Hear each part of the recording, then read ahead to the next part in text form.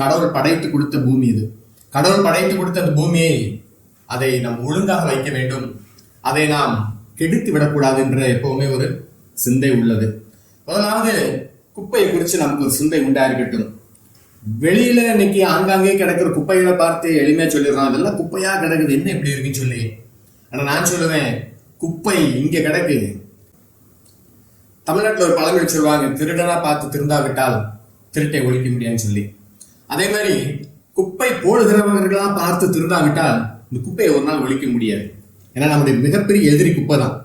இன்னைக்கு ஒருவேளை குப்பைகளை பற்றி நமக்கு பெரிய ஒரு பாரம் இல்லாட்டியுமே உங்களுக்கு பாரப்படுத்த ஒரு சின்ன காரியம் சொல்றேன். நல்ல கடுமையா வெயில்ல வேலை செஞ்சுட்டு சாயங்காலம் வீட்டுல வந்து உட்காந்துட்டு கொஞ்ச நேரம் வெளியில நல்லா காத்தடிக்குது, கொஞ்ச நேரம் வெளியில உட்காந்து கொஞ்சம் காத்து வாங்கலான்னு உட்காந்தாச்சுன்னா அடுத்த நிமிஷம் நம்ம உடம்பு பூரா கொசு வந்து புடுங்கி எடுக்கும். பார்த்துருப்பீங்க. வீட்டுக்குள்ள போகலான்னு பார்த்தா வீட்டுக்குள்ள சூடு அப்படியே தாங்க முடியாது, வெளியில போய் உட்கார முடியாது. கொசு அப்படி பெரிய பிரச்சனை பண்ணிக்கிட்டு இருக்குதுன்றனால எல்லாருக்கும் ஒரு व्यसனம் இருக்குது. எல்லாருக்கும் ஒரு கேள்வி, ஏன் இப்படி கொசுவா இருக்குதே? சிலர் அதை பழகிட்டாங்க, அது என்ன வேணாலும் கடிச்சிட்டு போட்டோம்னு சொல்லி. ஆனா பெரும்பாலானவருக்கு அது ஒரு கவலை தான். இதெல்லாம் எதுக்கு பின்பாக இருக்கிறது பார்த்தீங்கன்னா, நீங்கள் நான் தான்றது கொஞ்சம் புரிந்து கொள்ளுங்க. நான் போடுகிற இந்த குப்பை, நான் போடுகிற இந்த மாதிரியான காரியங்கள்னால தான் இப்படி நம்மளே அதுக்குள்ள விளைவை சந்திச்சுக்கிட்டு இருக்கிறோம். ஏன்னா நீ மனுஷங்களுக்கு என்னன்னா சுயநலம். நான் நல்லா இருந்தா சரி, என் வீடு சுத்தமா இருந்தா சரி, என்னுடைய எல்லை கரெக்டா இருந்தா சரி, மற்றவங்களை குறிச்சு எந்த சிந்தையும் கிடையாது. நம்ம கிராமத்தை குறிச்சு எந்த சிந்தையும் கிடையாது, நம்ம பட்டணத்தை குறிச்சு எந்த சிந்தையும் கிடையாது, ஏன் நம்ம வீதியை குறிச்சு கூட எந்த சிந்தையும் கிடையாது. இன்னைக்கு நிறைய வீடுகள்ல அப்படி ஒரு சிந்தை இருக்குது. ஏன்னா சுயநலம், இன்னைக்கு இருக்க கூட அந்த சுயநலம், சந்தர்ப்பவாதம், நன்றா இருந்தா போதும், நான் நல்லா இருந்தா போதும்ன்ற சிந்தை. அடுத்த தலைமுறையை குறிச்சோ வரும் சந்ததிகளை குறிச்சோ நமக்கு எந்த எண்ணமும் கிடையாது. அப்படியே இருந்துச்சுன்னா இது நம்ம இந்த பூமியை பால் கடிக்க கூடாதே, இந்த இதை இயற்கையை கெடுக்க கூடாதே, நம்ம என்ன செய்யலாம்னு சொல்லி ஒவ்வொருவருக்கும் ஒரு சிந்தை வரும். அடுத்த தலைமுறைகள் அப்படி ஒரு நல்ல ஒரு செழிப்பான ஒரு காலத்தை பார்க்கட்டுமே. இப்ப நம்ம எல்லாத்தையும் கெடுக்கிட்டோம். குடிக்கிற தண்ணில இருந்து குடிக்கிற பால்ல இருந்து எல்லாம் விஷம் தான். ஆனா இதன் மத்தியில கொஞ்சம் பேராவது இந்த வீடியோ பாக்குறவங்க இயற்கையை நேசிக்க ஆரம்பிங்க, இயற்கையை கொஞ்சம் சிந்திக்க ஆரம்பிங்க. இயற்கையை நம்ம கெடுக்க கூடாது. இயற்கையிட்ட விளையாண்டா திருப்பி விளையாடும், அது வந்து நியதி, அதுதான் கடவுள் வகுத்து கொடுத்திருக்கிற ஒரு ஒழுங்கு. ஆனா நீங்க நல்லா கவனிச்சுக்கோங்க. முதலாவது நான் சொல்லுவேன், ஸ்கூல்ல சின்ன பிள்ளைங்க ABCD இப்படி எல்லாம் சொல்லி கொடுக்கறதுக்கு முன்னாடி, இல்ல 1 2 3 சொல்லி கொடுக்கறதுக்கு முன்னாடி ஒரு முட்டாயை கொடுத்துட்டு அந்த பேப்பரை நீங்க குப்பை தொட்டியில தான் போடணும், முட்டாய் பேப்பரை குப்பை தொட்டியில போடணும்னு சொல்லி கொடுக்கணும். இன்னைக்கு ஸ்கூல்ல இருந்தே அதை கொண்டு வரணும். சின்ன பிள்ளைங்க வந்து ஒரு பேப்பர் கீழே போட விடக்கூடாது. ஒரு சின்ன பேப்பர் போடுறதுன்னா அது அந்த பிள்ளைகளுக்கு அது ஒரு பெரிய ஒரு விஷயமா தெரியணும், மற்றவங்களுக்கு அது பெரிய விஷயமா இருக்கணும். நீங்க நம்ம பெரிய ஆளுங்களே எடுத்துக்கோங்களேன், நிறைய பேர் பார்த்துருப்பேன், அப்படியே கடையில் உட்காந்து ஒரு முட்டாயை உரிப்பாங்க, வாயில கூட பேப்பரை தூர போடுவாங்க. என்னை போன்ற சில சமூக ஆர்வலர்களுக்குலாம் அதெல்லாம் பார்த்தோன்னா கொஞ்சம் வேதனையா இருக்கு, கொஞ்சம் கஷ்டமா இருக்குது. என்ன இப்படி போடுறாங்க, இப்படி இவங்க இயற்கையை சீரழிக்கிறாங்களே. அதனால நம்ம மக்களுக்கு அந்த மாதிரி எந்த எண்ணமும் கிடையாது, எதை பத்தியும் ஒரு கவலையும் கிடையாது.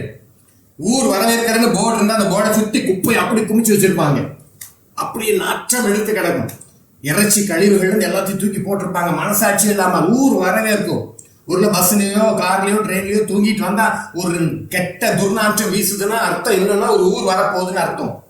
அதுதான் அடையாளம். இன்னைக்கு நீங்க எங்கனாலும் போய்க்கோங்க, வெகு சில பஞ்சாயத்துகள் தான் ஒழுங்கா அதை கரெக்டா செய்யறாங்க. அப்படிப்பட்ட பஞ்சாயத்துகளை நாம வந்து உண்மையில ஊக்குவிக்கணும். ஊர் வரவேற்கணும் போர்டு இருந்தா குப்பை போடுறதுன்னு அர்த்தமா? ஐயா, நம்ம ஊருக்கு வெளியாட்கள் வருவாங்க, வெளியூர்காரங்க வருவாங்க, வெளி மாநிலத்தவர் வருவாங்க. அப்ப அவங்க ஃபர்ஸ்ட் நம்மளை பாக்குறதுக்கு முன்பாக நம்ம ஊரை அப்பதான் பார்ப்பாங்க, அடுத்தா நம்மளை பாக்குறாங்க. இல்லையா, வீடு மட்டும் இருந்து பிரயோஜனம் கிடையாது, அது சுயநலம். டிரான்ஸ்பார்மர் இருந்துச்சா டிரான்ஸ்பார்மரை சுத்தி குப்பையை போட்டுறது, அப்புறம் தீயை வச்சு எரிச்சு விட்டுறது, டிரான்ஸ்பார்மர் அந்த போஸ்ட் எல்லாமே அதுல பாதிக்கப்பட்டுரும். இன்னைக்கு இப்படிதான் நம்ம பண்ணிட்டு இருக்கிறோம். நமக்கு அந்த குப்பை இங்க இருக்குது, இந்த குப்பை இங்க இருந்து வெளியே போனாதான் ஒரு மாற்றம் வரும். அடுத்தபடியா மக்கள் எங்க குப்பை போடுவாங்கன்னா நல்ல ஏரி குளம் அப்படி இருந்துச்சுன்னா போதும், அவங்களுக்கு கேட்கவே வேண்டாம். ஆஹா, இவ்வளவு அருமையான வாய்ப்பா, கொண்டு போய் கொட்டு. இது விட என்னன்னா, சரி ஏரிக்காவது குளத்துக்காவது குப்பையை கொண்டு போய் போடணும், வேஸ்ட்டுகளை கொண்டு போய் போடணும், அது பாக்குறாங்க. நிறைய பேர் பாத்தீங்கன்னா இந்த டேம்ல இருந்து வாய்க்கால்ல தண்ணி திறந்து விடுவாங்க, அப்படியே போயிட்டு இருக்கும். அதை பார்த்தா எங்களுக்கு ரொம்ப சந்தோஷம் வந்துடும். அப்பாட வாய்க்கால்ல தூக்கி போட்டுட்டா போதும், நம்ம எங்கேயும் தூக்கிட்டு போக வேண்டாம்னு சொல்லி அப்படியே எல்லாம் தூக்கி போட்டுருவாங்க. செத்தவங்களுடைய ட்ரெஸ், கடைசியில் ஆஸ்பத்திரியில போட்டு ட்ரெஸ், தலையான எல்லாம் அப்படி கட்டி கொண்டு போய் அப்படியே வாய்க்கால போட்டு வந்துருவாங்க. எவ்வளவு ஒரு மனசாட்சி இல்லாத கூட்டம் தெரியுமா நம்ம? ஐயா, அந்த வாய்க்கால அந்த பக்கம் பாத்தீங்கன்னா ஒரு கூட்டம் குளிச்சுக்கிட்டு இருப்பாங்க, அந்த பக்கம் ஒரு பக்கம் துணி துவச்சிட்டு இருப்பாங்க. எந்த வேஸ்ட்னாலும் சரி, எந்த கழிவும் சரி, கொண்டு போய் எல்லாம் வாய்க்கால்ல போடு. எவ்வளவு ஒரு துர்மனசாட்சி உள்ள ஜனங்கள், கடினப்பட்டு போய்விட்டது. தயவு செஞ்சு வீடியோ பாக்குறவங்க நீங்க இதெல்லாம் வந்து சிந்திக்க ஆரம்பிங்க. வாய்க்கால்ல யார் போடுறது? அந்த வாய்க்கால்ல விவசாயத்துக்கு தானே அனுப்புறோம். இப்படி எல்லாம் போட்டு வாய்க்கால விஷமாக்கிட்டு நமக்கு வரக்கூடிய பயிர்கள், காய்கறிகள், விளைச்சல் விஷம் தான் திருப்பி நமக்கு வந்து சேருது. அதனால நம்ம டாக்டர் ஆஸ்பத்திரி போயிட்டு இருக்கிறோம். இன்னைக்கு ஹாஸ்பிட்டல் தானே ஜாஸ்தி பெருகி இருக்குது, மெடிக்கல் ஸ்டோர் தான் ஜாஸ்தி பெருகிட்டு இருக்குது. யோசிச்சு பாருங்க. கொஞ்சம் நமக்கு ஒரு மனசாட்சி இருக்கணும். இப்படி நம்ம எதுலையுமே கொண்டு போய் வேஸ்ட்ல போடக்கூடாது. இந்த ஆறுகளில் வாய்க்கால்கள் இப்படி வேஸ்ட் எல்லாம் போடுறது ஒரு கட்ட நம்ம இதெல்லாம் கடலுக்கு போய் சேருங்கலாம். கடல்ல போய் சேருது. கடல்ல பாத்தீங்கன்னா அது பயங்கரமா வருது. சமீபத்துல எல்லாம் சில இந்த வீடியோ நீங்க பாத்தீங்கன்னா தெரியும், ஒரு பெரிய திமிங்கலம் செத்து கரை ஒதுங்கி இருக்கு. அதனுடைய வயிற்றை அவங்க கீறி பார்த்தாங்கன்னா கிட்டத்தட்ட 88 பவுண்டு பிளாஸ்டிக் உள்ள இருக்குது. நம்ம கணக்குக்கு ஒரு 40-45 கிலோ இருக்குன்னு நினைக்கிறேன். அவ்வளவு பிளாஸ்டிக் சாப்பிட்டு செத்து கரை ஒதுங்கி இருக்கிற மாதிரி நூற்றுக்கணக்கான திமிங்கலங்கள் ஓரமா ஒதுங்கிட்டு இருக்குது. நம்ம நாட்டுல நிறைய மாடுகள் சாகுறது, ரோட்ல மேயிற மாடுகள். அதை நீங்க ஒரு கட்டத்துல ஒரு மாடுல அவங்க வயிற்றை வெட்டி பார்க்கும்போது பார்த்தாச்சுன்னா வயிற்றுக்குள்ள 55 கிலோ பிளாஸ்டிக் இருந்திருக்குது. 55 கிலோ பிளாஸ்டிக் சாப்பிட்டுருக்குது. அந்த மாடு கொடுத்த பாலை குடிச்ச பிள்ளைகள் நிலைமை எப்படி இருக்குன்னு யோசிச்சு பாருங்க. அந்த மாட்டினுடைய ஒவ்வொரு காரியத்தை பயன்படுத்துற நிலைமை எப்படி இருக்கும்? ஐயா, கொஞ்சம் நம்ம மூளையில சரிப்படுத்த வேண்டி இருக்குது. என்ன பத்தி நீங்க திட்டுறக்க ஒரு வீடியோ, ஆமா எல்லாம் சும்மா ஃப்ரெண்ட்ஸ் ஹாய்னு போடுற நேரத்துல உங்களை திட்டுற ஒரு வீடியோ இருக்கிற நல்லதுதான். அப்படியாவது ஒரு சீர்திருத்தம் நமக்கு உண்டாகட்டும். இது முதல்ல நம்ம தெருக்கள் ஆரம்பிக்கட்டும். தெருக்களில் நம்ம அதை சரிப்படுத்துவோம். இயற்கையை நேசிக்க ஆரம்பிப்போம். கொஞ்சம் நம்ம இயற்கைக்கு முக்கியத்துவம் கொடுக்க ஆரம்பிப்போம். வெறும் நம்ம மொபைல் போனு இப்படி ஆப் அது இதுன்னு வச்சு கடைசியில நம்ம ஒரு கட்டம் வரும்போது மொபைல் போனையும் பணத்தையும் தின்ன முடியாது. இயற்கை நல்லா இருக்கணும், விவசாயம் நல்லா இருந்தா தான் மக்களை உங்களுக்கு எனக்கு நல்ல உணவு கிடைக்கும். இன்னைக்கு பாத்தீங்கன்னா இயற்கையை நம்ம சீரழிச்சிட்டோம், விவசாயத்தை சீரழிச்சிட்டோம். இப்படி இயற்கையை கெடுத்து மண் வளத்தை கெடுத்ததுனால நீங்க விவசாயம் பாத்தீங்கன்னா அவ்வளவு பிரயாசப்பட வேண்டி இருக்குது. எங்களோடு கூட பழகக்கூடிய எங்களுடைய சகோதரர் சிலர்லாம் விவசாயத்துல இருக்கிறாங்க. அவங்க எல்லாரும் ஒவ்வொரு வருஷமும் பல ஆயிரம் நஷ்டத்தை சந்திச்சுக்கிட்டு இருக்கிறாங்க. இப்ப வரைக்கும் அவங்க என்ன நம்பிக்கைன்னா, சரி அடுத்த வருஷம் நமக்கு சரியாயிரும், அடுத்த வருஷம் சரியாயிரும். சமீபத்தில் அவங்க போட்ட விளைச்சல் எல்லாமே நஷ்டம். அவங்க போட்ட கூலி காசு கூட கிடைக்கல. அவங்க காத்திருக்கிறாங்க, அவங்க பிரயாசம் இருக்கிறாங்க. நிறைய விவசாயிகள் பாத்தீங்கன்னா அவங்க கடைசியில அந்த பயிர்களை அவங்க அறுவடை பண்ணி சந்தைக்கு கொண்டு போன காசே கிடைக்கன்னு சொல்லி அதை என்ன செஞ்சாங்கன்னா டிராக்டர் வச்சு திருப்பி உழவு ஓட்டி விட்டுறாங்க. இதுக்கெல்லாம் காரணம் யார் தெரியுமா? நீங்களும் நானும் தான். நம்மளுடைய இருதயத்துல சிந்தையில இருக்கிற அந்த குப்பையினால அவங்க பாதிக்கப்படுறாங்க. அதனால என்ன பாதிக்கப்படுறாங்க? அவங்களுக்கு பாத்தீங்கன்னா இன்னைக்கு விவசாயத்துல எந்த ஒரு விவசாயம் எது செஞ்சாலும் சரி அந்த பயங்கரமான பூச்சிகள் தாக்குது. அஸ்வினி பூச்சி, மாவு பூச்சி இப்படின்னு சொல்லி பல விதமா பூச்சி தாக்கு. இதுக்கு அவங்க தாக்கு பிடிக்கவே முடியல. ஒரு வீட்டுல நாங்க கொஞ்சம் காய்கறி போட்டிருக்கிறோம். இது குறிச்ச வீடியோ வந்து சேனல்ல இருக்கு, கொஞ்சம் முடிஞ்சா பாருங்க. இயற்கையா இப்படி காய்கறி வளர்க்குறேன்னு சொல்லி கொஞ்சம் நாங்க போட்டிருக்கோம், தெரிஞ்சவங்களும் உற்சாகப்படுத்துறோம். ஆனா அந்த சின்ன இடத்துல போடுறதுக்கு எல்லாம் சிரமப்படுகிறோம், அவ்வளவு கஷ்டப்படுறோம். ஒவ்வொரு இதை கவனிச்சுட்டே இல்லைன்னா அடுத்த நிமிஷம் பூச்சி வந்துருது. அப்படி கண்ணு கருத்துமா பார்க்கலன்னா போயிருது. இப்ப நம்ம இங்க ஒரு சின்ன இடத்துல போட்டிருக்கிறோம். விவசாயிகள் பல ஏக்கர்ல போடும் போது அவங்க நிலைமை யோசிச்சு பாருங்க. இதெல்லாம் இந்த குப்பைகள் அங்கங்க போட்டு அப்படியே இயற்கை சீரழிச்சது தானே. இப்ப அவங்க மருந்து மேல மருந்து அடிக்க வேண்டி இருக்குது. இப்போ களை மருந்து, விஷ மருந்து அடிக்க வேண்டி இருக்குது. அடுத்து செடியை வளர்க்கறதுக்கு ஊக்குவிக்கிறதுக்கு அதுக்கு ஒரு மருந்து அடிக்க வேண்டி இருக்குது. பூ பிடிக்கிறதுக்கு ஒரு மருந்து அடிக்க வேண்டி இருக்குது. பூ உதிராம இருக்க ஒரு மருந்து அடிக்க வேண்டியது இருக்குது. பிஞ்சில புழு வைக்காம இருக்க மருந்து அடிக்க வேண்டியிருக்கு. எத்தனை செலவழிச்சு அவங்க நஷ்டப்பட்டு போய் கிடக்குறாங்க. ஒரே ரீசன், மக்களுடைய குப்பை மனங்கள். நான் சொல்லுவேன், குப்பை மனங்கள் இனியாவது திருந்துட்டு. உலகம் ஃபுல்லா இது ஒரு பெரிய பிரச்சனை தான். சமுத்திரத்தில் கிட்டத்தட்ட 80 டன் ஒவ்வொரு வருஷம் போய் சேருவான் பிளாஸ்டிக். எப்படி வேற பல லட்சம் டன் போய் சேருது. இதெல்லாம் என்ன ஆக போகுது இனியோட சந்ததிகளுக்கு? வர சந்ததிகள் நிலைமையில நம்ம நிலைமை என்னதான்? இப்பவே அதான் சொல்றாங்க, இயற்கையில பெரிய சேதம் உண்டாயிருக்குது. இப்ப பாத்தீங்கன்னா மழை அடிச்சுன்னா அட்டி பயங்கரமா அடிச்சு தள்ளுது, வெயில் அடிச்சா உருக்கி தள்ளுது. இப்படித்தான் இன்னைக்கு கிளைமேட் எல்லாம் மாறி போச்சு. என்ன காரணம்? இப்படி மாறினதுக்கு அப்புறம் கூட நமக்கு வந்து இயற்கை மேல ஒரு அன்பு வரலையே.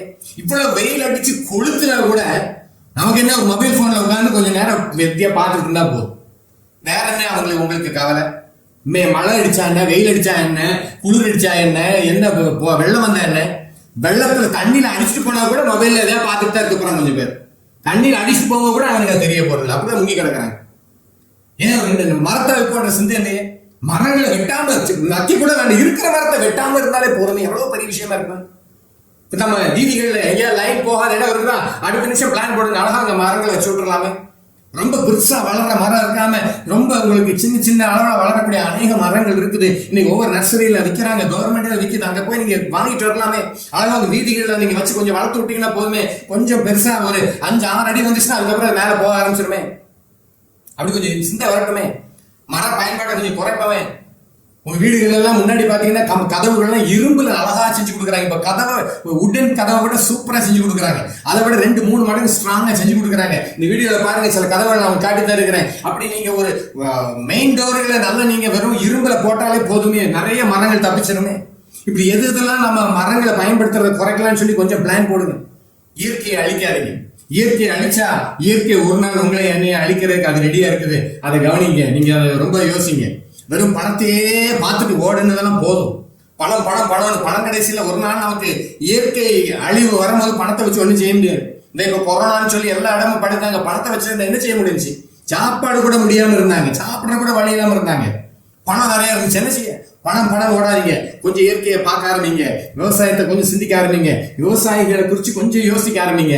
அவங்க எந்த அளவுக்கு எப்படி ஒரு நாட்டுல ராணுவ வீரர்கள் ரொம்ப முக்கியமோ அதற்கு ஒப்பாகவே சொல்றேன், விவசாயிகளும் முக்கியம். விவசாயிகள் இல்லாவிட்டால் எல்லாருடைய நிலைமை ஐயோ. நல்லா தெரிஞ்சுக்கோங்க. அவங்க கொஞ்சம் யோசிக்க ஆரம்பிங்க. அவங்களுக்கு என்ன நம்ம சப்போர்ட்டா இருக்கலாம்னு கொஞ்சம் வந்து யோசிச்சு பாருங்க. ஊருக்கு வெளியில சுத்தமா வைக்கிறதுக்கு என்ன செய்யலாம்? நிறைய இடத்துல பாத்தீங்கன்னா டிரைனேஜ் கட்டியிருப்பாங்க. டிரைனேஜ் எல்லாம் அந்த ஏர் ஹோல் அது இருக்கும். நம்ம மக்கள் நிறைய பேர் கடைக்காரங்க இவங்க எல்லாம் பார்த்துருக்கிறேன். அந்த கடையெல்லாம் கூட்டி எடுத்து முன்னாடி கூட்டிட்டு அந்த டிரைனேஜ் ஹோல்குள்ள வச்சு அப்படி குப்பையை அப்படியே திணிச்சு அப்படியே அவர் கிளீன் ஆக்கிடுறாரு அவர் கடையை. அப்படியே அப்பா என்ன அழகு! உண்மையிலே யோசிச்சு பாருங்க. அப்படியே ரொம்ப சுத்தப்படுத்திடுறாரு. இந்த சுத்தம் என்ன ஆகும்? இப்படி எல்லாரும் செய்யும் போது கடைசியா மழை பெய்யும் போது தண்ணி போகாது உள்ள ஏறுதுன்னு அப்போ ஐயோ அரசாங்கம் சரியா நடவடிக்கை எடுக்கல, அதிகாரிகள் கண்டுக்கல, ஆச்சா பூச்சான்னு கத்துறது. முதல்ல மனுஷனே நீங்கள் நானும் திருந்தணும். கொஞ்சம் ஒழுங்குபடுத்துங்க. இனி என்ன செய்ய முடியும்? அரசாங்கம் உங்க ஒவ்வொருத்தருக்கும் ஒரு ஆளை நியமிக்க முடியுமா? இவர் குப்பை போடுகிறாரா, இவர் குப்பை எரிகிறான்னு பாக்குறதுக்கு?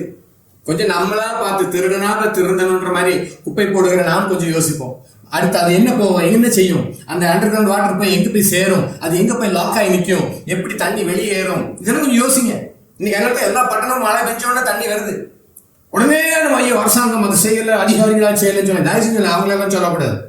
அவங்கள்ட்ட நிறைய மிஸ்டேக் இருக்கு, இல்லை நான் சொல்ல வரேன். நிறைய மிஸ்டேக் அவங்ககிட்ட இருக்குது. ஆனா மெயின் மிஸ்டேக் நம்ம தான். நம்ம மண்ணை, நம்ம நாட்டை, நம்ம காரியத்தை, நம்மளுடைய காரியத்தை யோசிக்கிறது இல்லையே. எல்லாரும் அவங்களும் நல்லா இருந்தா போதும், வேற எதை பத்தி யோசிக்கிறது இல்லை. ஒரு பில்டிங் வேலை நடந்துச்சுன்னா போதும், அந்த பில்டிங்கை சுற்றிலும் ஒரு பெரிய இயற்கை சீரழிவு உண்டு பண்ணிடுவாங்க. சிமெண்ட், சாக்கம், அது இது அப்படியே எல்லாம் டீ டிஸ்போசபிள் கிளாஸ் அப்படி இப்படி சும்மா போட்டு அதை சுத்த வட்டாரமே முடிஞ்சது. இவ்வளவுதானே நமக்கு என்ன? நான் நல்லா இருந்தா சரி, சுற்றி வட்டாரம் எப்படி இருந்தாலும் பரவாயில்ல, சுற்றி என்ன ஆனா பரவாயில்ல, எதுவும் பத்தி நமக்கு சிந்தை இல்லை. வீடியோ நீங்க பாருங்க, ஒரு குருவி கூட்டுல குருவி குஞ்சியோடைய நீங்க வீடியோக்கள் நிறைய இருக்கு, நீங்க யூடியூப்ல போய் பாருங்க. அந்த குருவி குஞ்சு என்ன செய்யுதுன்னு பாருங்களேன். அதுங்களுக்கு கூட அது குஞ்சு பொறிச்சு முடி முளைக்கல, கண்ணு திறக்கல, ஒரு சின்ன கரித்துண்டு மாதிரிதான் இருக்குது. அந்த குஞ்சுகளுக்கு கூட அறிவு இருக்குது. நம்ம எச்சம் போட்டு இந்த கூட அழுக்காக்க கூடாது, நம்ம ரொம்ப நாள் நம்ம இன்னொரு 5-6 வாரத்துக்கு உள்ள இருக்க வேண்டியது இருக்குது, இதுக்குள்ளேயே அந்த எச்சம் போடக்கூடாதுன்னு அந்த குருவி குஞ்சுகள் கூட எச்சம் போடாது தெரியுமா? அந்த குஞ்சுகள் என்ன செய்யுதுன்னா அந்த எச்சத்தை தாய்கிட்ட கொடுத்து தாய் கொண்டு வெளியே போடும். தாய் ஆகாரம் ஊட்டுனோம்னா அடுத்த நிமிஷம் அதை எச்சத்தை தான் கொடுக்கும் அந்த குருவி. அந்த கண்ணு கூட திறக்காத கரித்துண்டு மாதிரி இருக்கும். அதுக்கையாவது போய் படிங்களேன், அதுக்கையாவது போய் படிச்சுட்டு வாங்க. அது ஏன் அவ்வளவு சுத்தமா வச்சிருக்கு அதுக்குள்ள ஏரியாவை? அது கூட தெரியுது அந்த நம்ம இருக்கிற இடம் சுத்தமா இருக்கணும், நம்ம வசிக்கிற இடம் சுத்தமா இருக்கணும்னு சொல்லி. இன்னைக்கு நம்ம அப்படிப்பட்ட ஒரு சிந்தனை இல்லை. 5G 6G 7G வந்து எத்தனை G வந்து என்ன செய்ய? G வந்து கொஞ்சம் நம்மளுக்கு ஏதாவது மாற்றம் வந்தா பரவாயில்ல. ஒரு மாற்றம் வரல. சமூகத்தை குறிச்சு ஒரு அக்கறை கிடையாது, சமூகத்தை குறிச்சு எந்த எண்ணமும் கிடையாது. சரி, சமூகத்துல சிலர் அக்கறை காட்டுறாங்க, அவங்களுக்கு ஒரு சப்போர்ட்டாவது இருப்போமா? அது கூட கிடையாது. எத்தனையோ பேர் சமூகத்துக்காக அக்கறைக்காக நிக்கிறாங்க. இயற்கை அழிவுக்கு, இயற்கையை நாசப்படுத்தாதீங்கன்னு சொல்லி எத்தனையோ பேர் குரல் கொடுக்கறவங்க இருக்கிறாங்க. தமிழ்நாட்டில் நல்ல பேர்ல நிறைய பேர் இருக்கிறாங்க. அவங்களுக்கு நம்ம சப்போர்ட்டாவது இருப்போமே? அது கூட இல்லையே. அது கூட இல்லை, சும்மா வேடிக்கை பாக்குறோம். அவர் இயற்கை ஆதரவு கத்திட்டு இருக்காரு, மலையை குடையிறாங்க, இயற்கை வளத்தை கெடுக்கிறாங்க, ஒருத்தர் கத்துறாரு, அவர் பாட்டு கத்திட்டு போறாரு. நமக்கு என்ன? கொஞ்சம் நல்லா கவனிங்க. நம்ம எல்லாருமே இதுக்கு ஒரு கணக்கு கொடுக்கணும். ஆனா நம்ம வந்து அடுத்த காரியங்கள் ஒரு மாற்றம் வரலன்னா இனி ஒரு பெரிய பேரழிவுகள் தான் நடக்க போகுது. இந்த இப்ப பாத்தீங்கன்னா ராஜஸ்தான்லயும் சரி, வட இந்தியாவில எல்லா இடத்துலயும் பார்த்தா மாடுகளுக்கு அப்படி ஒரு கொடிய நோய், லம்பி ஸ்கின் டிசீஸ்ன்னு சொல்லிட்டு அப்படி கூட்டமா துடிச்சு சாகுது மாடு. ஏன்னா அங்க மாடுகளை வெட்டக்கூடாதுட்டான், மாடுகளை அடிக்கக்கூடாதுட்டான். விவசாயிகள் ஒரு கட்ட வருமா அந்த மாடுகளை வித்து அவங்க புது மாடு வாங்குவாங்க. இப்ப அது நின்று போச்சு. அதனால அவங்க மாடை தெருக்களை திறந்து விட்டுட்டாங்க. அங்க மாடுகளுக்குன்னு ஷெல்டர் இருக்குது, கோசாலைகள் இருக்குது. அங்க போனா அங்க கூட்டமா மாடு சாகுது. 100கணக்கான மாடுகள் ஒரே நேரத்துல சாகுது. இப்படி மாடுகள் தெருவில் அங்க இங்கேயும் சுத்தி திரிஞ்சு பேப்பரையும் குப்பையும் அது எதையும் தின்னு ஏதோ ஒரு வித்தியாசமான நோய் பிடிச்சு இன்னைக்கு லட்சக்கணக்கான மாடுகள் செத்துருச்சு. தெரியுமா உங்களுக்கு? பெரிய அளவில் நியூஸ் வெளியவே வரல. நீங்க அதை கவனிங்க, இந்த வீடியோல கொஞ்சம் பாருங்க. அவ்வளவு மாடுகள் செத்துருக்குது. இது இன்னும் பரவிச்சுன்னா இந்தியாவில் ஒரு பெரிய பேரழிவு இருக்குன்றாங்க மிருக ஜீவன்களுக்கு. கொஞ்சம் யோசிங்க. இதுக்கெல்லாம் காரணம் என்னது? நம்ம கிட்ட இருக்கக்கூடிய சுயநலம், இயற்கையை நேசிக்கல. அந்த மாடுகள் நம்ம குப்பைகளை அள்ளி அப்படி குமிச்சு வச்சிருக்கிறோம். மாடுகள் அங்கதானே போய் மேய்ச்சிக்கிட்டு இருக்குது. அந்த மாடுகள் அந்த பேப்பர்ல போய் தான் தின்னுட்டு இருக்குது, அங்கதான் நின்றுட்டு இருக்குது. ஏன்னா நம்ம தான் கொஞ்சம் அங்க இயற்கையை நேசிச்சு கொஞ்சம் இயற்கையா பசுமையா புல்லு அதெல்லாம் முளைச்சுன்னா மாடு போய் அதை போய் சாப்பிட போமே. அங்கே ஒண்ணும் இல்லையே, நம்ம எல்லாம் எடுத்து வச்சிருக்கோமே. கொஞ்சம் ஆனா இப்படி ஒரு பெரிய ஆபத்தான ஒரு பக்கம் ஒரு காரியம் வந்துட்டு இருக்குது. நம்ம இயற்கையை நேசிக்க ஆரம்பிக்கும் போது இயற்கை எப்பவுமே ஒரு செழிப்புல வந்துடும். இந்த கொரோனா நேரத்துல எல்லாம் வீட்டுக்குள்ள அடைஞ்சு இருந்தாங்க ஒரு 3-4 மாசம். அப்ப பாத்தீங்கன்னா எல்லா இடமும் என்ன ஒரு பசுமை கிளம்பி வந்துருச்சு தெரியுமா? செடிகள் எல்லாம் அப்படி முளைக்க ஆரம்பிச்சிருச்சு, மரங்கள் செழிக்க ஆரம்பிச்சிருச்சு. மனுஷங்க ஒரு 2-3 மாசம் அடங்கி இருந்தா போது இயற்கைக்கு அவ்வளவு சந்தோஷம், அவ்வளவு தூரம் அது அப்படி செழிப்பா வந்துச்சு. அதையெல்லாம் பார்த்துருப்பீங்கன்னு நினைக்கிறேன். அவ்வளவு தூரம் இயற்கையில் ஒரு மாற்றம் வந்துச்சு. ஆனா நீ கொஞ்சம் யோசிங்க. ஆனா இயற்கையை நேசிங்க. இயற்கைக்காக குரல் கொடுக்குறவங்களுக்கு நீங்க பேக் சப்போர்ட்டாக பண்ணுங்க. உங்க தெருவுலயா நீங்க சுத்தத்தை ஆரம்பிங்க. உங்க தெருவுல இருந்தா நீங்க எடுக்க ஆரம்பிங்க. இல்ல நீங்க பிளாஸ்டிக்க அங்கங்க நீங்க செடிகளுக்குள்ள அங்கங்க சிக்கி இருக்கிறத ஒரு நாளைக்கு நீங்க கிளீன் பண்ணி பாருங்க. எவ்வளவு கஷ்டம் சொல்லி அதை எடுக்கவே முடியாது. நாங்க எங்க வீட்டை சுத்தி எங்க தெருவுலாம் உண்மையிலேயே ஃபர்ஸ்ட் ஒரு சின்ன கம்பி மாதிரி வச்செல்லாம் எழுதிட்டு இருப்போம் கொஞ்சம் நேரம். அதுக்கப்புறம் முடியாது, கம்பியெல்லாம் எடுக்க முடியாது, கையை வச்சுதான் எடுக்கணும். ஏன்னா அங்கங்க முள்ளுக்குள்ள அங்கங்க சிக்கி கிடக்கும். ஆனா அப்படியெல்லாம் நான் எடுக்கிறத சிலர் பார்த்தாலுமே திருப்பி குப்பை போடுறதா விட்டாங்கன்னு நினைக்கிறீங்களா? குப்பையை அவங்க போட்டுட்டு தான் இருப்பாங்க. ஒரு வீடு காலி பண்ணிட்டு போனா போதும், அந்த வீட்டை மட்டும் நான் காலி பண்ணணும். நைட்டு எல்லாத்தையும் காலி பண்ணிட்டு பின்னாடி அங்க எங்க கொண்டு குப்பையை அப்படி ஒப்புன்னு போட்டு போயிடுது. ரொம்ப வேதனையா இருக்கும். அப்புறம் நாங்க காலையில வந்து அதெல்லாம் கிளீன் பண்ணோம். எங்களுடைய தெருவால சுத்தமா வச்சிருப்பா பிரயாசம் எடுப்போம். ஊரை தான் சுத்தப்படுத்த முடியல, தெருவுல ஆரம்பம் சொல்லி பிரயாசம் எடுத்துட்டு இருக்கோம். இதுக்கு முன்பா நாங்க குடியிருந்த பகுதியில நாங்க அவ்வளவு தூரம் பிரயாசம் எடுத்து சுத்தப்படுத்தி நீட்டா வச்சிருந்தோம். இப்ப நாங்க அன்னைக்கு ஒரு நாள் சமீபத்துல அங்க போறோம். அந்த இடம் கூட அவ்வளவு குப்பை பிடிச்சு கிடக்கு. எனக்கு ஆச்சரியமாச்சு, எங்க இருந்து கூட குப்பையை கொண்டு போட்டாங்க. எப்படி இதுக்கு ஒரு ஆள் யாரோ அதுக்கு ஒரு முயற்சி எடுத்துக்கிட்டு இருந்தா அந்த இடம் நல்லா இருக்கு, அவ்வளவுதான். சரி, இது எடுக்கிறதுக்கா ஒரு திறக்கட்டுமே. யாரோ ஒருத்தர் இந்த வீடியோ பாக்குற நீங்க அதுக்கு நீங்க ரெடி பண்ணுங்களேன், பிரயாசம் எடுங்களேன். இறைச்சி கழிவுகளை கொண்டு போய் வெளியே அங்கங்க போடுறதுக்கு பதில் அதை ஒரு இயற்கை உரமா அழகா மாத்தி விவசாயிகளுக்கு அதை கொடுங்களேன். அதை ஒரு பணமா ஆக்கிடணும். நீங்க இயற்கை உரமா மாத்தி கொஞ்சம் எங்கேயோ ஒரு அவுட்டர்ல ஒரு இடத்த வாங்கி போட்டு அதை நீங்க ஒரு கம்போஸ்டா மாத்தி விவசாயிகளுக்கு நீங்க அதை ஒரு உரமா மாத்தி கொடுங்களேன். அதுல உங்களுக்கு வருமானம் கிடைக்கும். ஆனா நீங்க நான் நிறைய இடத்த பார்த்துருக்கிறேன், நைட்டு 11 மணிக்கு மேல ஆட்டோ பிடிச்சி கொண்டு வந்து இறைச்சி கழிவுகளை பேகுகளும் தூக்கி போடுவாங்க. அப்படியே ரோட்டு வாரத்துல போடுறாங்க. 11 மணிக்கு மேல ஆள் இருக்காதுங்க. எவ்வளவு ஒரு சுயநலவாதிகளையா, எவ்வளவு ஒரு இருதய கடினம் உள்ள ஜனங்கள், எவ்வளவு ஒரு தேசத்தை குறித்து ஒரு அக்கறை இல்லாதவங்க. சும்மா தேசத்தை குறித்து பயசிக்கிட்டு இருக்க கூடாது. தேசபக்தி தேசபக்தி தேசபக்தின்னு ஆரம்பிக்கட்டும். இந்த தேசம் சுத்தமா இருக்கணும், என்னுடைய வீதி சுத்தமா இருக்கணும், என்னுடைய நாடு முதல்ல அடிப்படையில் சுத்தமாகட்டும், ஜனங்களுக்கு சுத்தமான தண்ணீர் கிடைக்கட்டும், விவசாயிகள் செழிக்கட்டும். இதெல்லாம் தான் தேசபக்தி. சும்மா தேசபக்தி வாயில பேசிட்டு இருக்க சில அரசியல் கட்சிகள் ரொம்ப பேசிட்டு இருக்காங்க. அது ஒரு மீட்டிங் முடிச்சுட்டு போனா போதும், அங்க ஃபுல்லா குப்பையும் கிளாஸும் எல்லாம் போட்டுட்டு போறதுக்கு எத்தனை கண்ணரை பார்த்துட்டு இருக்கணும். தேசபக்தி இதுவா? சும்மா தேசபக்தி பத்தி பேசக்கூடாது. தேசபக்தி உள்ளத்துல இருக்கணும். அது உங்க செயல்ல காட்டி கொடுக்கணும். என் தேசத்தை நான் நேசிக்கிறேன்றதை அப்படி காட்டி கொடுங்க. என்னுடைய மாநிலத்தை நான் நேசிக்கிறேன்றதை நீங்க செயல்ல காட்டி கொடுங்க. என்னுடைய கிராமத்தை நான் நேசிக்கிறேன்ற செயல்ல காட்டி கொடுங்க. சும்மா ஏதோ வருஷத்துக்கு ஒருக்கா கொடி ஏற்றிட்டா பெரிய பக்தி எல்லாம் கிடையாது. நீங்க நல்லா கவனிங்க. ஒவ்வொரு நாளும் நீங்க ஒவ்வொரு இதை சிந்திக்க ஆரம்பிங்க. நான் எத்தனையோ இடத்துல நிறைய பேர்ட்ட கேட்பேன், மரத்துல ஆணி அடிச்சிட்டு இருக்கிறவங்க எல்லாம் பார்த்து கேட்பேன், ஐயா உங்க நெத்தியில அடிச்சு பாருங்க, அதுக்குள்ள வேலை தெரியும், உங்களுக்கு வலி தெரியும்னு. நமக்கு இன்னைக்கு அதெல்லாம் கவலையே கிடையாது. எவ்வளவு மரத்துல ஆணி அடிக்கிறியா, அடிச்சுட்டு போ, போட அடி, என்னவோ பண்ணு. சில நேரத்துல பாத்தீங்கன்னா இப்போ மரங்களை வெட்டி மூட்டோடு எடுக்கிறத ஈஸியா எடுத்துட்டு போயிடுறாங்க. ரோடு போடுறோம், அது போடுறோம், இது போடுறோம்னு மக்கள் எத்தனை வச்சு விட்டுருக்காங்க. சரி, ரோடு போட்டு முடிச்சாச்சு, இப்ப முதல்ல அதன் கரைகள்ல எல்லாம் மரங்களை வச்சு விடுவோமா? அதுவும் கிடையாது. விஷச்செடி நடுவில் வச்சு விட்டுருக்காங்க சுத்தி. அது ஏதோ ஒரு கணக்கு சொல்றாங்க, கொஞ்சம் ஆக்சிஜனை ரிலீஸ் பண்ணுது, கார்பன் டை ஆக்சைடு எடுக்குதுன்றாங்க. இருந்தாலும் மரங்கள் அது அழகு தானே. இப்ப நீங்க என்ன 4 ட்ராக் 8 ட்ராக்ன்றாங்க. ஐயா ஆள விடுங்க, ஒரு ட்ராக் வேண்டாம், இயற்கையை கெடுக்காதீங்க. நாங்க ஏதோ இருக்கிறதுல அட்ஜஸ்ட் பண்ணி கூட போறோம். நீங்க ட்ராக் போட்டீங்கன்னாலே முடிஞ்சிச்சு. இப்ப நீங்க 4 ட்ராக் ரோட்னால போங்க, நீங்க 2 வீலர்ல போங்க, எங்கேயாவது ஒரு நின்று ஒரு இலைப்பாருன்னு ஒரு தண்ணி குடிக்கணும்னா ஒரு இடம் நின்று பாருங்க. வெயில் காலத்துல அப்படியே ஒரு இடத்துல நீங்க நிக்க முடியாது, நீங்க போயிட்டே தான் இருக்க, வேற வழியே இல்லை.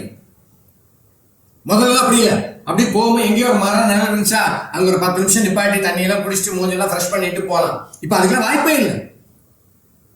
அரசாங்கம், அதிகாரிகள், மந்திரிகள் இவங்கெல்லாம் என்ன, அவங்கெல்லாம் பறந்து போயிடுவாங்க ஐயா, அவங்கள பறந்து போயிடுவாங்க. சாமானிய மக்களுடைய பிரச்சனைகள் அவங்களுக்கு தான் தெரிஞ்சாங்க. இப்ப மாதிரி கொஞ்சம் மரங்களை வச்சு விடுவோம். எத்தனையோ இடத்துல ரோடு போட்டு முடிச்சிட்டாங்க, 2 கரையில அழகா வச்சு விடலாமே. அந்த சிந்தையெல்லாம் இல்லை. நமக்கு என்ன, எதுக்காக ரோடு போடுறாங்க என்ன ஏதுன்னா நான் பேச வரல, நீங்களா புரிஞ்சுக்கோங்க. ஆனா கொஞ்சம் அதை கவனிங்க, இயற்கையை கொஞ்சம் மக்கள் நேசிக்க ஆரம்பிப்போமானால் நம்மளை ஆளுகிறவர்களும் அதுக்கு ஒத்துழைச்சுதான் ஆகணும். நாளைக்கு அவங்க அதுக்காக வேண்டிய மாறிதான் ஆகணும். ஏன்னா மக்கள் இப்படி இருக்கும்போது அவங்க அதை எடுத்து நிக்க முடியாது. மக்கள் எல்லாம் இன்னைக்கு நீங்க சில ஊர்கள் எல்லாம் நீங்க மரம் வெட்டினா நீங்க 4 பேர் கேட்பாங்க, எதுக்கு இந்த மரத்தை வெட்டுறீங்க, என்ன விஷயம் சொல்லுங்க. இன்னைக்கு தமிழ்நாட்டிலேயே நான் ஒரு முக்கியமான காரியம் சொல்றேன், மரம் வெட்டுறதுக்கு அரசாங்க அனுமதி வாங்கணும்னு ஒரு நல்ல ஒரு சட்டம் கொண்டு வந்தா நல்லா இருக்கும். இன்னைக்கு யாருன்னா எங்கனாலும் சரி மரத்தை வெட்டிடலாம். நாங்க இதுக்கு முன்பாக குடியிருந்த ஒரு வீட்டுல பாத்தீங்கன்னா எங்க வீட்டுக்கு முன்பாக வாடகை வீடு தான், ஆனா ஒரு வேப்ப மரம் ஒன்று அழகா வளர்ந்துருச்சு. இந்த வேப்ப மரத்தை நாங்க ஒரு நாள் வெளியே போயிட்டு திருப்பி வர்றோம், அந்த வேப்ப மரம் இருந்து அடிச்சோடே தெரியல. அதுக்கு பக்கத்து வீட்டுல இருக்கக்கூடிய ஒரு நபர் என்ன பண்ணாருன்னா, அவர் வீடு கொஞ்சம் மறைக்குதான் தூரத்துல இருந்து பாக்குறதுக்கு. ஏன்னா அவர் கொஞ்சம் பயங்கர கழிந்து மாளிகை மாதிரி கட்டி இருக்கிறாரு. அது அவருக்கு அப்படியே மறைக்கிறதுனால நாங்க வெளியே போயிட்டு வர்றதுக்குள்ள மிஷின் கட்டிங் பண்ணி அந்த இடத்துல மரம் இருந்ததுக்குள்ள அடையாளம் எல்லாம் பண்ணிட்டு போயிட்டாரு. என்ன செய்ய, இப்ப அந்த ஆண்டு போய் சண்டை போட்டு என்ன பிரயோஜனம், மரம் தானே வந்துட போதா. ஆனா நினைச்சுக்கிட்டேன், இப்படிப்பட்ட மிருகங்கள் மத்தியில இத்தனை மரங்கள் தப்பிச்சிருக்கிறதே பெரிய விஷயம். இத்தனை மரங்கள் எப்படி தப்பிச்சுன்னு புரியல. கொஞ்சம் நம்ம இயற்கையை நேசிக்க ஆரம்பிப்போம். காலம் சுழன்று கொண்டிருக்கிறது. மனுஷன் எதை விதைக்கிறானோ அதை வச்சே இருப்பான். இன்னைக்கு கொரோனா நேரத்தில் வேப்ப மரத்தை தேடி அங்கங்க ஆடு ஓடினாங்க. வேப்ப கசாயம் குடிக்கிறதுக்கு நல்லதுதான், அதுதான் உண்மையை நல்லது. இயற்கையில கடவுள் எல்லாமே கொடுத்திருக்கிறாரு, இப்படி இருங்க. ஆனா நம்ம அந்த இயற்கையை நேசிக்கலே, இயற்கையை பத்தி நம்ம சிந்திக்கலையே. நாங்க சமீபத்துல ஒரு தடவை மூணாருக்கு போற வழியில பாத்தீங்கன்னா ராஜமலைன்ற ஒரு இடம் இருக்குது. அது ஒரு நல்ல அழகான இயற்கை செழிப்பான ஒரு இடம்.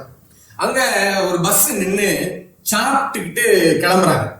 இந்த பஸ் கிளம்பி நாங்க போகும்போது பார்த்தா அந்த பஸ் கிளம்பி போகுது. இவங்க அந்த பஸ்ஸுக்குள்ளே இருந்து எல்லாரும் சாப்பிட்டுருக்காங்க. சாப்பிட்டு முடிச்சுட்டு அப்படியே எல்லாரும் அங்கங்க கையை கழுவி இருக்கிறாங்க, பேப்பரை போட்டிருக்கிறாங்க, இந்த பொட்டணங்களை போட்டிருக்கிறாங்க, குப்பைகளை போட்டிருக்காங்க. பஸ் போனதுக்கு அப்புறம் பாத்தீங்கன்னா அப்படியே சதுரமா இருக்குது. ஏன் எதுக்காக இப்படிப்பட்ட இயற்கையை நேசிக்கிற இந்த மாதிரி இயற்கை வளம் மிகுதியான இடத்துக்கு வர்றாங்கன்னு தெரியல.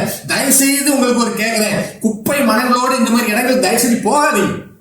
அதை பார்த்து வேதனை அடைஞ்சோம். அதை எனக்கு வீடியோ எடுக்கிறது வாய்ப்பு இல்லாம போச்சு. உண்மையில அதெல்லாம் நீங்க பார்த்திருந்தீங்கன்னா உங்களுக்கு இருதயமே வெடிச்சே வரும். அப்படியே பஸ் போனோம்னா அப்படி சதுரமா இருக்குது குப்பைகள். என்ன மனசாட்சி இல்லையா? அறிவு தான் நம்ம வாடகை விட்டுட்டோமா? இல்ல அறிவே இல்லையா? கொஞ்சம் கஷ்டமா தான் சொல்றேன், தயவு செஞ்சு கோச்சுக்கிடாங்க. நமக்கு கொஞ்சம் என்ன செய்யணும், இயற்கையை நேசிக்கணும். ஐயா எதுக்கு இந்த மூணாரோ இல்ல ஊட்டியோ கொடைக்கானல் போறோம், அந்த இயற்கையை ரசிக்க போறோம். தயவு செஞ்சு அங்க போய் அதில் இருக்கிற நாசம் பண்றதுக்கு நீங்க போக வேண்டாம். அங்க தயவு செஞ்சு போகாதீங்க. இல்ல போனீங்கன்னா அங்க ஏதாவது அந்த இயற்கைக்கு நீங்க பிரயோஜனமா இருக்க முடியுமா? அங்க இயற்கையை நாசம் பண்ணாம இருந்தாலே போதும். ரொம்ப வேதனை. நமக்கு இன்னைக்கு அதை பத்தி இல்லை. நான் பஸ்ஸுக்குள்ள சாப்பிடணும், சாப்பிட்டுட்டு பொட்டணத்தை தூக்கி போடணும், நாங்க பாட்டு கிளம்பி போகணும். இது போக வேற நிறைய காரியம் சொல்ல நான் விரும்பல. அவ்வளவு கேவலமா இருக்கும். நாம கொஞ்சம் அந்த மாதிரி ஒரு சிந்தை உண்டாகட்டும். இன்னைக்கு அரசாங்கமுமே பஞ்சாயத்துகளும் சரி முனிசிபாலிட்டி சரி ஒரு காரியம் செஞ்சா நல்லா இருக்கும். ஆனா எந்த அளவுக்கு ஒத்து வரும்னு தெரியல. இப்போ சென்ட்ரல் கவர்மெண்ட் ஒரு ஆர்டர் போட்டுருக்குது, நோ பார்க்கிங்ல இல்லை நீங்க அங்கங்க வண்டியில நிப்பாட்டு இருந்தா அதை போட்டோ எடுத்து அனுப்பிச்சா அவங்களுக்கு 1000 ரூபாய் ஃபைன், அதில் 500 ரூபாய் போட்டோ எடுத்து அனுப்புறவங்களுக்கு சொல்லி போட்டாங்க. இதை குப்பைக்கும் கொண்டு வரலாம். குப்பைக்கு கொண்டு வந்தா கொஞ்சம் நல்லா இருக்கும். யாரோ ஒருத்தர் போடுறது போட்டோ எடுத்து அனுப்பிச்சா ஒரு 1000 ரூபாய் ஃபைனை போடுங்க, ஒரு 500 ரூபாய் போட்டோ எடுத்து அனுப்புனவருக்கு கொடுங்க. அப்படியாவது கொஞ்சம் பேர் குறையட்டுமே. ஆனா இதே மக்கள் சிங்கப்பூரோ இல்ல அமெரிக்காவோ யூரோப்போ போனா அப்படியே மாறிடுறாங்க. அங்க போனா அது எச்சி வரவே மாட்டேங்குது துப்புறதுக்கு. ஆனா இந்தியாவில் நடந்து போகும்போது 10 அடிக்கு ஒருக்கா தூன்னு துப்பிட்டே போறது. சரி, அசிங்கமா இல்ல? கொஞ்சம் கூட வீட்டுக்கு வெளியே நின்று பல்ல விளக்கிட்டு தூன்னு துப்புறது அசிங்கமா இல்ல? கொஞ்சம் யோசிங்க மக்களை, கொஞ்சம் நம்ம யோசிச்சு பார்ப்போம். ஆனா அதே நீங்க அங்க வெளிநாட்டில் போகும்போது அப்படியே மாறிடுறோம். குப்பையில் இருக்கக்கூடாது, குப்பை போடக்கூடாது, பேப்பரை வீட்டுக்குள்ள போடணும். ஆனா போடணும்னு நினைச்சீங்கன்னா அடுத்த நிமிஷம் வந்துடுவான். துப்பணும்னு நினைச்சீங்கன்னா அடுத்த நிமிஷம் வந்துடுவான். யோசிச்சு பாருங்க, நீங்க அப்படி இருக்கு. ஆனா நம்ம இந்தியாவில் இருக்கும் நம்ம அதை பத்தி சிந்திக்கிறதா கிடையாது. அதெல்லாம் ஒரு வெக்கக்கடவே தெரியல. கொஞ்சம் மாறுங்க, எதுலயா ஒரு மாற்றம் வரட்டும். இந்த வீடியோ பார்த்ததுக்கு அப்புறமா ஒரு மாற்றம் வரட்டும். பாத்தீங்கன்னா குப்பை தொட்டியை சுத்தி போட்டு வச்சிருப்பாங்க. நாங்க சில நேரம் இங்க இருந்து குப்பை போடுறதுக்கு 4 கிலோமீட்டர் தள்ளி போவோம். நாங்க என்ன காலையில பஞ்சாயத்துல இருந்து எடுக்க வருவாங்க, சரி. ஆனா மத்தபடிக்கு நாங்க இருக்கிற பகுதியில சுற்று வட்டாரத்துல எங்கேயுமே குப்பை தொட்டி கிடையாது. 4 கிலோமீட்டர் 5 கிலோமீட்டர் காக்கிட்டு போன குப்பை தொட்டி இருக்கு. அந்த குப்பை தொட்டி கிட்டே பாத்தீங்கன்னா கிட்ட போகவே முடியாது. கிட்டே போட்டு சுத்தி அவ்வளவு குப்பையை போட்டு வச்சிருப்பாங்க. ஆனா அதை கிளீன் பண்றவங்க கொஞ்சம் நம்மளும் சிந்திக்கணும். எப்படி அதை அவங்க செய்ய முடியும்? ஜனங்களுக்கு தான் அடுத்தவங்களை பத்தி கரசனே இல்லையே. கிளீன் பண்றவங்களை நம்ம இன்னைக்கு அதை யோசிக்கணும். நான் அந்த இடத்துல இருந்தா எப்படி அதை கிளீன் பண்ணுவேன், நான் அந்த இடத்துல இருந்தா எப்படி செய்வேன், அப்படி யோசிக்க ஆரம்பிக்க தயவு செஞ்சு. அவங்களுடைய சிந்தையே இல்லையே. அவங்களுடைய வாழ்க்கையை கொஞ்சம் யோசிங்க. அவங்கெல்லாம் கிளீன் பண்ணி எடுக்கிறது அவங்களுக்கு எவ்வளவு சிரமம் தெரியுமா? கொஞ்சம் அடுத்தவங்களை பத்தி சிந்திக்க ஆரம்பிங்க. நம்ம அடுத்தவங்களை பத்தி சிந்திக்காம ஓடிக்கிட்டு இருந்தோம்னா நிச்சயம் அதுக்குள்ள விளைவுகள் பயங்கர மோசமா தான் இருக்கும். எதை விதைக்கிறாயோ அதை அறுப்பாய். நாளைக்கு உன்னை பத்தி சிந்திக்கிறதுக்கு யாருமே இருக்க மாட்டாங்க. ஞாபகம் வச்சுக்கோங்க. நீங்க இப்ப மத்தவங்களை பத்தி சிந்திக்க ஆரம்பிங்க, அடுத்தவங்களை பத்தி சிந்திக்க ஆரம்பிங்க. அடுத்தவங்களுக்கு என்ன சப்போர்ட் பண்ணலாம் பாருங்க. இன்னைக்கு நம்ம அதெல்லாம் மறந்துட்டோம். கொரோனா நேரத்தில் சொன்னோம் டாக்டர்கள் ஒரு தெய்வம் நாங்க, அடுத்து துப்புரவு பணியாளர்களும் ஒரு தெய்வம் நாங்க. அன்னைக்கு மாத்திரம் கண்ணு தெரிஞ்சா, அதுக்கப்புறம் என்ன குருடாயிருச்சா கண்ணு? கொஞ்சம் கஷ்டமா தான் சொல்றேன். அவங்களையும் கொஞ்சம் கன்சிடர் பண்ணுங்க.